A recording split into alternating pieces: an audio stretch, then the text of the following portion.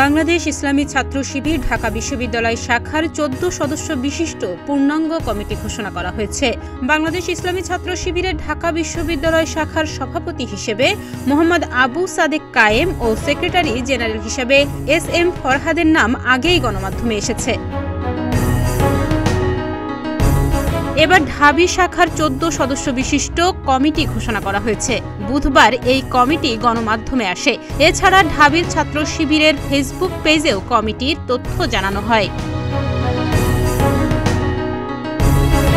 সভাপতি ও সেক্রেটারি ছাড়াও কমিটির অন্য সদস্যদের মধ্যে রয়েছেন সাংগঠনিক সম্পাদক মহিউদ্দিন খান, প্রচার ও মিডিয়া সম্পাদক হোসাইন আহমেদ জুবায়ের, ছাত্র আন্দোলন ও মানব সম্পদ উন্নয়ন বিষয়ক সম্পাদক মোহাম্মদ মাজহারুল ইসলাম, অফিস সম্পাদক ইমরান হুসাইন, বাইতুল মাল সম্পাদক আলাউদ্দিন আবিদ, দাওয়াহ ও ছাত্র কল্যাণ সম্পাদক হামিদুর রশিদ জামিল।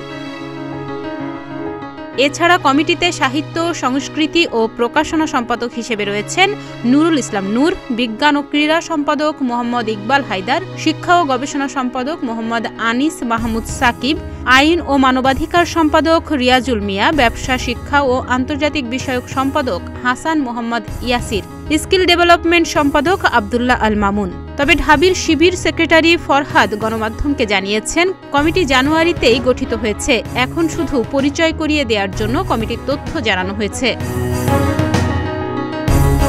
ডেস্ক রিপোর্ট, প্রতিদিনের বাংলাদেশ।